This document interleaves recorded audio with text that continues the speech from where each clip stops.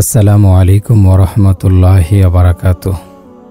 প্রিয় প্রতিকার চ্যানেলের বন্ধুরা, আশা করি আল্লাহ পাকের অশেষ মেহেরবানিতে আপনারা সকলে ভালো আছেন। স্বামীর পেশাকে সম্মান করুন। কাজের জন্য আপনার স্বামীর প্রতিনিয়ত কষ্ট করতে হয় এবং প্রত্যেকেরই কাজের ধরন ভিন্ন ভিন্ন হয়। উদাহরণস্বরূপ, একজন ড্রাইভার বেশিরভাগ সময় রাস্তায় থাকেন এবং প্রতি রাতে বাড়িতে আসতে পারেন না। আবার পুলিশকে কিছু রাত বাইরে থাকতে হতে পারে। একজন চিকিৎসক বা ডাক্তার পরিবারের সাথে খুব কম সময় কাটাতে পারেন। একজন প্রভাষক বা বিজ্ঞানী রাতে প্রচুর পরিমাণে পড়াশোনা করেন। একজন মিস্ত্রি যার পোশাক নোংরা এবং তেলের গন্ধযুক্ত। একজন কারখানার কর্মী যে রাতে কাজ করেন। অতএব খুব কমই এমন চাকরি রয়েছে যা পুরোপুরি সুবিধাজনক এবং পরিবারের সদস্যরা কোনো অস্বস্তি পোষণ করে না। পরিশ্রমের চেয়ে জীবনে সৎভাবে উপার্জনের আর কোনো উত্তম উপায় নেই। পুরুষরা কঠোর পরিশ্রমের চাপ সইতে হয় সারা জীবন। আরও একটি সমস্যা রয়েছে যা বেশিরভাগ পরিবারের অভিযোগ। মহিলারা সাধারণত তাদের পুরুষদের কাছাকাছি থাকতে পছন্দ করেন এবং অন্ধকার হয়ে গেলে তারা তাদেরকে বাড়িতে দেখতে পছন্দ করেন। মহিলারা চান যে তাদের স্বামীদের মোটা বেতনের একটি ভালো চাকরি থাকুক এবং একই সাথে ঘরে থাকার জন্য পর্যাপ্ত সময় চান।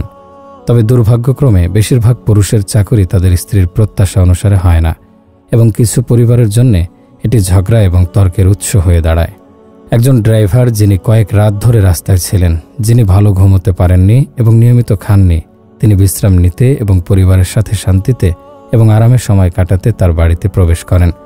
এরপর যখন তার স্ত্রী এক মুহূর্ত দেরি না করে চিৎকার ও কান্নাকাটি করে বলে, এটা কেমন জীবন, আপনি আমাকে এই বাচ্চাদের সাথে কেন রেখে যান এবং আপনি কোথায় ছিলেন? এখানকার সমস্ত কাজ আমার একাই করতে হয়, কারণ আপনি এখানে আমাকে সহায়তা করার জন্য নেই। আমি এই দুষ্ট ছেলে মেয়েদের নিয়ে হয়রান। এমনকি আপনার গাড়ি চালানো কোনো ভালো কাজ নয়। হয় আপনি চাকরি পরিবর্তন করুন অথবা আমার সাথে একটা বিহিত করুন। আমি আর এভাবে বাঁচতে পারছি না। বেচারা ড্রাইভার তার স্ত্রীর মুখে এসব শুনে সে তার কাজের প্রতি সঠিকভাবে মনোনিবেশ করতে পারবে তা আশা করা যায় না এবং হয়তোবা তার জীবনকেও বিপদের মুখে পতিত করতে পারে। একই সাথে তার যাত্রীদের জীবনও বিপদাপন্ন করতে পারে। একজন ডাক্তার যিনি সকাল থেকে রাত অবধি অনেক রোগী দেখেন, তিনি তার স্ত্রীর এইরকম অভিযোগের সাথে মানিয়ে নিতে পারেন না। এভাবে হলে তিনি কিভাবে তার চিকিৎসা সেবা অব্যাহত রাখবেন? একজন শ্রমিক যে কিনা রাতের শিফটে কাজ করেন এবং তার স্ত্রী যদি কটু বুদ্ধি সম্মিলিত মহিলা হয়, তবে সে অবশ্যই আগ্রহের সাথে নিজের চাকরিতে মনোনিবেশ করতে পারবে না। একজন বিজ্ঞানী কিভাবে তার গবেষণার ক্ষেত্রে সফল হতে পারেন যদি তার স্ত্রী তাকে নিয়ে ক্রমাগত হাসি ঠাট্টা করে? এগুলি সেই অভিজ্ঞতা যা বুদ্ধিমান মহিলাদেরকে বোকা মহিলাদের থেকে পৃথক করে। প্রিয় বোন, আমরা আমাদের ইচ্ছানুরূপ বিশ্বকে পরিচালিত করতে পারবো না, তবে আমরা বিদ্যমান পরিস্থিতির সাথে নিজেকে মানিয়ে নিতে পারব। পরিবারের জীবিকা নির্বাহের জন্য আপনার স্বামীর একটি চাকরি থাকা দরকার।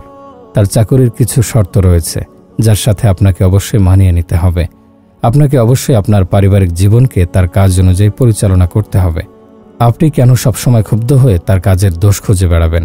সুন্দর হাসি দিয়ে আপনার স্বামীকে ঘরে স্বাগত জানান এবং তার প্রতি দরদি হন, বুদ্ধিমান হন এবং তার কাজের সাথে নিজেকে মানিয়ে নিন। যদি আপনার স্বামী একজন ড্রাইভার হয়ে থাকেন যে বেশিরভাগ সময় রাস্তায় থাকে, তবে বুঝতে চেষ্টা করুন যে তিনি বাড়িতে থাকা আপনার জন্য এবং আপনার বাচ্চাদের জন্য টাকা রোজগারের চেষ্টা করছেন। তার চাকরিতে কোনো ভুল নেই। তিনি সমাজের একটা অংশ এবং তার সেরাটা দিয়ে তিনি সমাজের সেবা করে যাচ্ছেন। তিনি যদি অলস ব্যক্তি হতেন বা তিনি যদি কোনো অপকর্মে নিযুক্ত থাকতেন, তবে কি আরও ভালো হতো? সুতরাং দোষটি কিন্তু আপনার স্বামীর না, দোষটি আপনারই। প্রতি রাতেই তাকে বাড়িতে থাকার দাবি করা এবং সাথে সাথে আপনার নিজেকে তার বর্তমান অবস্থার সাথে খাপ খাইয়ে নিতে না পারা বা খাপ খাইয়ে নিতে না চাওয়াটাই আপনার দোষ। তার বর্তমান পরিস্থিতিতে অভ্যস্ত হয়ে সবাইকে নিয়ে আরও আরামে বেঁচে থাকার চেষ্টা করা বুদ্ধিমানের কাজ নয় কি? আপনি কি পারেন না তাকে হাসি মুখে স্বাগত জানাতে এবং কাজের জন্য বাড়ি থেকে বেরোনোর সময় তাকে ভালোবাসার 2-4টি কথা বলে বিদায় জানিয়ে তার কাজ চালিয়ে যেতে উৎসাহী করতে? আপনি যদি তার সাথে কোমল আচরণ করেন, তবে পরিবারের প্রতি তার আগ্রহ বৃদ্ধি পাবে এবং তিনি পরিবারের জন্য আরও কঠোর পরিশ্রম করতে পারবেন। তিনি আপনাদের থেকে নিজেকে দূরে রাখবেন না। যত তাড়াতাড়ি সম্ভব বাড়িতে আসার চেষ্টা করবেন। তিনি দুর্ঘটনা থেকে বেঁচে থাকবেন এবং মানসিকভাবেও সুস্থ থাকবেন। যদি আপনার স্বামী একটি নাইট শিফট কর্মী হন, তবে পরিবারের খরচ মেটাতে তিনি তার রাতের আরামের ঘুম বিসর্জন দিচ্ছেন। এর সাথে অভ্যস্ত হবার চেষ্টা করুন। তার চাকরিতে আপনার অসন্তুষ্টি প্রকাশ করবেন না। আপনি যদি একা বিরক্তি বোধ করেন, তবে আপনি কিছু কিছু বাড়ির কাজ করে ফেলতে পারেন, যেমন রাতে সেলাই করা বা মাঝে মাঝে কিছু বইপত্র পড়া। সকালে আপনার স্বামী যখন কাজ থেকে ফিরে আসবে তখন তার জন্য সকালের নাস্তা তৈরি করুন। তারপর শান্ত জায়গায় তার জন্য বিছানা প্রস্তুত করুন। বাচ্চাদের শান্ত রাখুন এবং ঘুমানোর সময় তাদের পিতাকে বিরক্ত না করতে শিখিয়ে দিন। বা আপনি রাতে কম ঘুমাতে পারেন যাতে আপনি দিনের বেলা আপনার স্বামীর সাথে একসাথে বিশ্রাম নিতে পারেন। তবে ভুলে যাবেন না যে তিনি সারা রাত জেগেছিলেন এবং দিনের বেলা তার এই ঘুম আপনার রাতের ঘুমের সমান। এই পরিস্থিতিতে মহিলাদের দুভাবে তার কার্যক্রমের আয়োজন করতে হয়, একটি তার এবং তার সন্তানদের জন্য এবং অপরটি তার স্বামীর জন্য। যদি আপনার স্বামী ড্রাইভার, ডাক্তার, কর্মী বা বিজ্ঞানী ইত্যাদি হন, তবে আপনাকে অবশ্যই তার জন্য গর্বিত হওয়া উচিত।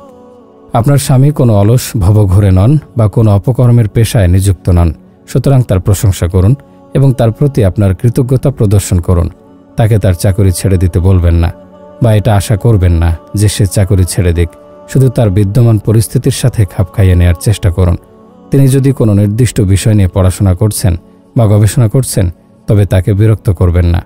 আপনি বাড়ির অন্যান্য কাজগুলি করতে পারেন, একটি বই পড়তে পারেন বা তার অনুমতি নিয়ে আপনার বন্ধুদের বা আত্মীয়দের সাথে কোথাও যেতে পারেন বা দেখা করতে পারেন। তবে যখন তিনি বিশ্রাম নিচ্ছেন, ঘরে থাকার চেষ্টা করুন। তার খাবার এবং অন্যান্য প্রয়োজনীয় জিনিসের বন্দোবস্ত করুন। আপনার স্বামীকে হাসি মুখে এবং ভালো আচরণের সাথে গ্রহণ করুন। আপনার দয়া এবং আন্তরিকতা প্রদর্শন করে এবং তাকে সন্তুষ্ট করার মাধ্যমে আপনি তাকে তার ক্লান্তি ভুলিয়ে দিতে পারবেন। আপনি যদি একজন ভালো স্ত্রী হন, তবে আপনি কেবল তার অগ্রগতিকেই ত্বরান্বিত করছেন না, বরং আপনি সমাজে তার সেবার ক্ষেত্রে অবদান রাখছেন। সব স্ত্রী লোকেরাই এই ধরনের পরিশ্রমী পুরুষদের যোগ্য হতে পারে না। সুতরাং ভালো আচরণে এবং ত্যাগ স্বীকার করে প্রমাণ করুন যে আপনি তার যোগ্য। যদি আপনার স্বামীর কাজের জন্য তাকে এমন বিশেষ পোশাক পরিধান করতে হয় যা দ্রুত ময়লা হয়ে যায়, তবে তা ঘন ঘন ধুয়ে ফেলুন।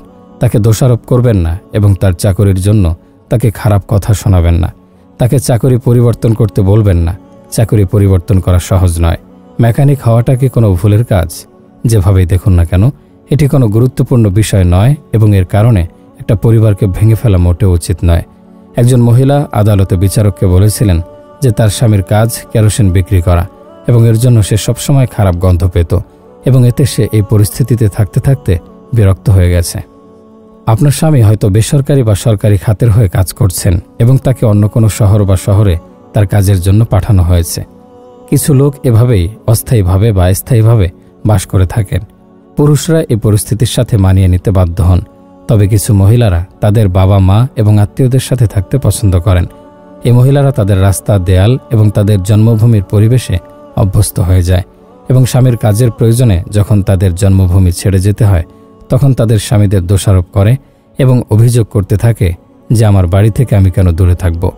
আমি আর কতক্ষণ আমার বাড়ি এবং আমার বাবা মা থেকে দূরে থাকব? এই জায়গায় আমার কেউ নেই। আপনি আমাকে এখানে এনেছেন, আমি ওখানে থাকতে পারি না, তাই তাড়াতাড়ি এখান থেকে ছাড়া পাবার কথা ভাবুন। স্বামীদের এভাবে বিচলিত করা উচিত না। এই মহিলাগুলি এতটাই দুর্বল মনের অধিকারী যে তারা মনে করে যে তাদের জন্মস্থানই হচ্ছে বসবাসের জন্য সবচেয়ে উপযোগী। এরা মনে করে যে এরা অন্য কোথাও এদের জীবন উপভোগ করতে পারবে না।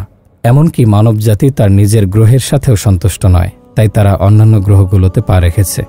আপনি এমনও অনেক মহিলাকে খুঁজে পাবেন যিনি এতটাই আপত্তি করবেন যে তিনি তার শহর থেকে মাত্র কয়েক মাইল দূরে বসবাস করতে প্রস্তুত নন। তারা এটা ভাবে যে আমি আমার সমস্ত বন্ধুবান্ধব এবং আত্মীয় স্বজনকে রেখে কেন একটি অপরিচিত জায়গায় যাওয়ার জন্য রাজি হব। বিষয়টা এরকম যে মেয়েরা নিজের বাড়ি থেকে দূরে অন্য কোথাও জায়গায় গিয়ে নতুন প্রতিবেশী খুঁজে পেতে পারবে কিনা তা নিয়েও আত্মবিশ্বাসী নন। প্রিয় বোন, জ্ঞানশীল এবং আত্মত্যাগী হন, স্বার্থপর হবেন না। এখন আপনার স্বামীর কাজ আপনাকে নিজের শহর থেকে দূরে নিয়ে গেছে, তাকে এ নিয়ে কোনো জ্বালাতন করবেন না। যদি তিনি একজন সরকারি কর্মচারী হন, তবে কাজের জন্য তার ভ্রমণ করার আদেশ রয়েছে। যদি তার কোনো ব্যক্তিগত ব্যবসা থাকে, তবে অবশ্যই অন্য কোনো জায়গায় বসবাস করা তার ব্যবসায়ের জন্য সুবিধাজনক হতে পারে। যদি আপনার স্বামী আপনাকে অবহিত করে যে তাকে অন্য কোনো জায়গায় থাকতে হবে, তবে আপনার সাথে সাথে একমত হওয়া উচিত। তারপরে তাকে সব গোছগাছ করতে এবং নতুন জায়গায় স্থানান্তর হতে আপনার সহায়তা করা উচিত, যেখানে আপনাকে আপনার নতুন বাড়ি হিসেবে মানিয়ে নেবার চেষ্টা করতে হবে। এই নতুন বাড়িতে আপনার জীবনকে নিয়ে পরিকল্পনা করুন এবং নিজেকে এর সাথে খাপ খাইয়ে নিন। যেহেতু আপনি এলাকায় নতুন এবং সম্ভবত বাসিন্দাদের আচার আচরণ ও বৈশিষ্ট্যগুলির সাথে পরিচিত নন, তাই তাদের সাথে সতর্ক থাকুন এবং পরবর্তীতে আপনার স্বামীর সহায়তায় এবং তদারকিতে পুণ্যবান ও বিশ্বস্ত মহিলাদের সাথে বন্ধুত্ব তৈরি করার চেষ্টা করুন। প্রতিটি জায়গার নিজস্ব স্বতন্ত্রতা রয়েছে। আপনি তার দর্শনীয় স্থানগুলো এবং প্রাচীন স্থাপনাগুলিতে ঘুরে দেখে আয়েশ করতে পারেন। আপনাকে আপনার পরিবারকে অবশ্যই একসাথে রাখতে হবে এবং আপনার স্বামীকে তার কাজে উৎসাহিত করতে হবে। কিছুদিন পরে আপনি যখন আপনার নিজের নতুন বাড়িতে অভ্যস্ত হয়ে যাবেন, তখন এটি আপনার আগের বাড়ির চেয়েও বেশি পছন্দ হতে পারে। আপনি দেখতে পারেন যে আপনার নতুন প্রতিবেশীরা আপনার পুরনো প্রতিবেশীদের চেয়ে ভালো। নতুন জায়গায় যদি আপনার পূর্ববর্তী শহরের বিলাসিতাগুলো না থাকে, তবে নতুন জীবনের সাথে অভ্যস্ত হয়ে নিন এবং এর সুবিধাগুলোর সন্ধান করুন। এখানে আপনি সতেজ এবং আরও ভালো মানের খাবার পাচ্ছেন। যদি শহরে উন্নত রাস্তা না থাকে, তবে দেখুন আপনি বিষাক্ত বাতাস, লোকজন এবং গাড়ির বিকট আওয়াজ থেকে দূরে থাকছেন। আপনার গ্রামের লোকদের কথা ভাবুন, যারা কাদা এবং ইটের তৈরি ঘরে সুখে জীবনযাপন করছেন। তারা শহর জীবনের বিলাসিতা এবং তাদের সুন্দর দুর্গের মতো বাড়িগুলির দিকে কোনো প্রকার ভক্ষেপ করে না। তাদের প্রয়োজনীয়তা এবং বাঞ্ছনার দিকটা ভেবে দেখুন।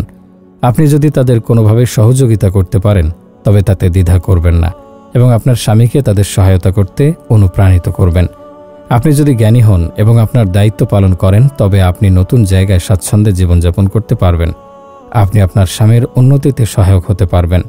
এভাবে আপনি একজন সম্মানিত এবং একনিষ্ঠ স্ত্রী হিসাবে পরিচিত হবেন। আপনার স্বামীর সুনজরে থাকবেন এবং মানুষের কাছেও জনপ্রিয়তা অর্জন করবেন। তাছাড়া আল্লাহ তাআলাও আপনার উপর সন্তুষ্ট হবেন। যাদের স্বামী বাইরে কাজ করেন, তারা সাধারণত বাড়িতে স্বাধীন, কিন্তু কিছু পুরুষ বাড়িতে বসেই কাজ করেন, যেমন কবি, লেখক কিংবা বিজ্ঞানী, যাদের প্রচুর পরিমাণে পড়াশোনা করতে হয়। এমন পুরুষদের স্ত্রীরা নিজের বাড়িতে তেমন একটা স্বাধীন নন, আর তাই তাদের জীবনযাপন অন্যদের চেয়ে ভিন্ন। উল্লেখিত কাজগুলোর জন্য একাগ্রতা, প্রতিভা আর ধীশক্তি আবশ্যক। সুতরাং এসবের জন্য একাগ্রতা ও নীরবতা দরকার। শান্ত পরিবেশে 1 ঘন্টা কাজ একটি ব্যস্ত ও কোলাহলময় পরিবেশে বেশ কয়েক ঘন্টার কাজের সমান। বিষয়টি পরিষ্কার। একদিকে স্বামী কাজের জন্য একটি শান্ত পরিবেশ তৈরি করুন, আরও অন্যদিকে নিজ বাড়িতে মুক্তভাবে নিজের কাজ করার চেষ্টা করুন। যদি কোনো বোন বাড়ির যাবতীয় বিষয়গুলো এমনভাবে সাজাতে পারেন যাতে তার স্বামী নিজের কাজ চালিয়ে যেতে পারেন, তবে বলতেই হয় তিনি অবশ্যই একটি অত্যন্ত মূল্যবান কাজ সম্পাদন করতে পেরেছেন। এরূপ অর্জন নিশ্চিতভাবে সহজ নয়, বিশেষত যখন আশপাশে বাচ্চারা থাকে, কিন্তু তা সত্ত্বেও এটি অবশ্যই সম্পন্ন করা উচিত, কারণ কাজে স্বামীর অগ্রগতি এটার উপরে নির্ভর করে। স্ত্রী যদি স্বামীকে সহযোগিতা করেন, তবে তিনি তাকে একজন সম্মানিত পুরুষে পরিণত করতে পারেন, যিনি স্ত্রী এবং সমাজের কাছে সুনাম অর্জন করবেন। একজন বোন যার স্বামী বাড়িতে বসে কাজ করেন, তার জন্য স্বামীর কাছে বাচ্চা সামলানো, দরজা খুলে দেয়া, রান্নাঘর বা গৃহকর্মে সাহায্য করা, বাচ্চাদের শাসন করা এসব আশা করা উচিত নয়। বরং তিনি যখন কাজ করেন, তখন এটা মনে করা উচিত যে তিনি বাড়িতেই নেই। প্রিয় বোন, যখন আপনার স্বামী অধ্যয়ন কক্ষে যেতে চান, তার বই, খাতা, কলম এবং অন্যান্য প্রয়োজনীয় জিনিসপত্র গুছিয়ে রাখুন। একবার তার কক্ষ এবং প্রয়োজনীয় জিনিসপত্র গোছানো হয়ে গেলে তাকে একা ছেড়ে দিন। সেখানে সজোরে কথা বলবেন না এবং বাচ্চাদেরকে শোরগোল করতে দেবেন না। আপনার বাচ্চাদের বাবা যখন কাজ করছেন, তখন তাদের শেখান তারা যেন শোরগোল করে না খেলে। নিত্যদিনের বিষয় নিয়ে তার সাথে অহেতুক কথা বলবেন না। টেলিফোনে আপনি সারাদিন যখন তাতে কেউ ফোন করে, যদি কেউ তাকে দেখতে বা কথা বলতে চায়, তবে তাদের বলুন তিনি ব্যস্ত। তার অবসর সময়ে অতিথিদের সাথে আনন্দ বিনোদন করুন। তিনি কাজে ব্যস্ত না থাকলে বন্ধুবান্ধব এবং আত্মীয় স্বজনকে আমন্ত্রণ জানান। আপনার আবদারে আপনার সত্যিকারের বন্ধুরা মর্মাহত হবেন না। আপনি যখন আপনার গৃহস্থলীর কাজ করছেন, তাকে তার প্রয়োজনীয় জিনিসপত্র সরবরাহ করুন। তার কাজে বাধা দেবেন না। সম্ভবত কিছু বোন মনে করেন এভাবে জীবন অসম্ভব। তারা হয়তো বলতে পারেন, কোনো মহিলার পক্ষে গৃহস্থালীর কাজকর্ম করা, একই সাথে স্বামীর যত্ন নেয়া আর তার কাজের ব্যাঘাত হতে না দেয়া কি সম্ভব? এটা সত্য যে এইরূপ জীবন অস্বাভাবিক ও কঠিন বলে মনে হবে, কিন্তু যদি প্রশ্নকারী বোনেরা তাদের স্বামীর কাজের গুরুত্ব বিবেচনা করেন, তবে তারা উপযুক্ত পরিকল্পনা, নিষ্ঠা আর প্রজ্ঞার মাধ্যমে সমস্যা মোকাবেলার সিদ্ধান্ত নিতে পারেন।